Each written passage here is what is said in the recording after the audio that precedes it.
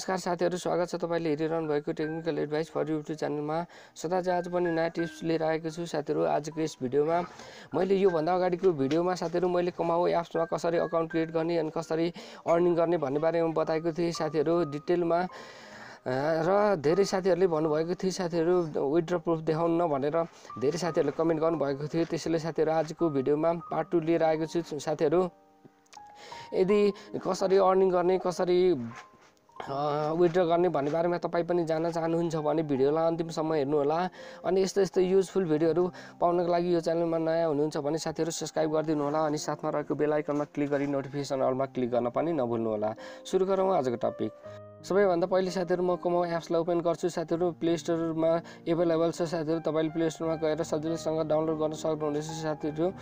र म एप्सको लिंक डिस्क्रिप्सनमा पनि राख्दिनेछु साथीहरु। त्यसपछि यहाँ देख्न सक्नुहुन्छ ट्रिपल लाइनमा टच गरिदिनु होला। ट्रिपल लाइनमा टच गरिसकेपछि यहाँ देख्न सक्नुहुन्छ साथीहरु लगइन रजिस्टर भनेर अप्सन देख्न सक्नुहुन्छ। यसमा टच गरिदिनु होला। यसमा टच गरिसकेपछि साथीहरु टर्म एन्ड कन्डिसनलाई एग्री गर्नुपर्ने हुन्छ। त्यसको लागि टिक मार्क लगाइदिनु होला। टिक मार्क लगाइसकेपछि यहाँ तीनवटा अप्सन देख्न सक्नुहुन्छ। तीनवटा अप्सन मध्ये कुनै पनि एउटा अप्सनलाई चुज गर्नु होला साथीहरु। त्यो भन्दा चाहिँ बेस्ट भनेको चाहिँ लगइन विथ गुगल भनेको चाहिँ यसमा टच गरिदिनु होला। मोबाइल नम्बरबाट भन्दा पनि गुगल अकाउन्टबाट लगइन गर्नुभयो भने सजिलो हुन्छ। यसमा टच गरिदिनु होला। यसमा टच गरिसकेपछि तपाईको एउटा जीमेल आइडीलाई सेलेक्ट गर्नु होला साथीहरु। त्यसपछि लगइन भइहाल्छ साथीहरु। त्यसपछि तपाईले अर्निङ गर्नको लागि चाहिँ के गर्नुपर्छ भने साथीहरु यहाँ चाहिँ जति पनि भिडियोहरु जति पनि छन् यहाँ चाहिँ फोटोहरु छ तपाईले यदि हेर्नु भयो भने त्यस्तो अवस्थामा तपाईको अर्निङ हुन्छ। र यदि तपाईको पनि कुनै पनि भिडियो र फोटोहरु अपलोड गर्न चाहनुहुन्छ भने त्यस्तो अवस्थामा यहाँ प्लस आइकन भन्ने देख्न सक्नुहुन्छ। प्लस आइकनमा टच गरेर तपाईले यहाँ चाहिँ अपलोड गर्न सक्नुहुनेछ। युट्युब त्यस्तै भिडियो फोटोहरु जे पनि तपाईले अपलोड गर्न सक्नुहुनेछ साथीहरु। यदि तपाईले अपलोड गर्नुभयो भने त्यस्तो अवस्थामा साथीहरु तपाईको फ्रेन्डहरुले हेर्छ भने त्यस्तो अवस्थामा पनि तपाईलाई अर्निङ हुन्छ। यदि तपाई डिटेलमा जान्न चाहनुहुन्छ भने साथीहरु मैले पार्ट 1 भिडियो अपलोड गरिसकेको छु। यो भन्दा अघिल्लो भिडियोमा साथीहरु त्यहाँ गएर तपाईले डिटेलमा बुझ्न सक्नुहुनेछ। र आजको भिडियोमा चाहिँ कसरी विथड्र गर्ने भन्ने बारेमा रहेको छ। त्यसैले साथीहरु सबैभन्दा पहिला चाहिँ यहाँ ट्रिपल लाइन देख्न सक्नुहुन्छ साथीहरु। ट्रिपल लाइनमा टच गरिदिनु होला। ट्रिपल लाइनमा टच गरिसकेपछि माई अर्निङ भन्ने अप्सन देख्न सक्नुहुन्छ साथीहरु। माई अर्निङमा जानु होला। माई अर्निङमा गइसकेपछि साथीहरु यहाँ चाहिँ भनेको छ यदि तपाई विथड्र गर्न चाहनुहुन्छ भने त्यसको लागि रिक्वेस्ट विथड्र भनेर देख्न सक्नुहुन्छ साथीहरु। यसमा टच गर्नुपर्ने हुन्छ। त्यसमा टच गरिसकेपछि यहाँ चाहिँ सेलेक्ट पेमेन्ट मेथड भनेको छ साथीहरु। यसमा सेलेक्ट गर्नुपर्ने हुन्छ। त्यसपछि यहाँ धेरै अप्सनहरु देख्न सक्नुहुन्छ विथड्र गर्नको लागि।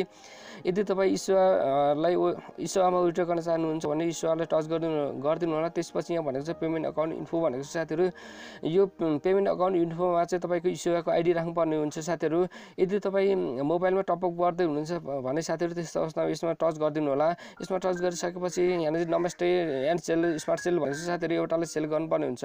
नमस्तेमा टपअप गर्दै हुनुहुन्छ भने तपाईको नमस्तेको नम्बर राख्नुपर्ने हुन्छ साथीहरु। म eSewaमा मैले विथड्र गरेको थिएँ साथीहरु। eSewaमा तपाईलाई विथड्र गरेको देखाउँदै छु। त्यसको लागि ब्याक जान्छु साथीहरु। त्यसपछि यहाँ भनेको छ विथड्र हिस्टोरी भनेको छ साथीहरु। यसमा टच गरिदिन्छु।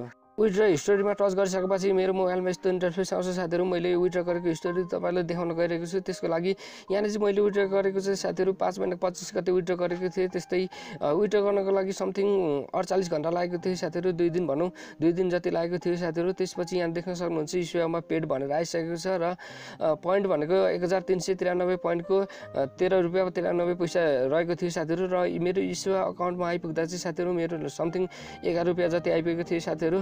यस्तो तरिकाबाट साथीहरु तपाईले सजिलैसँग कमाउ एप्सबाट अर्निङ गर्न सक्नुहुनेछ साथीहरु। अर्निङ गरेको पैसालाई यसरी विथड्र गर्न सक्नुहुनेछ साथीहरु।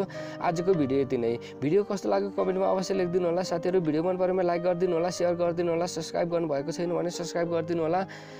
अनि यस्तै काम लाग्ने टिप्सको साथमा अर्को भिडियोमा भेट्ने बाचा गर्दै आजको भिडियोबाट बाइ बाइ।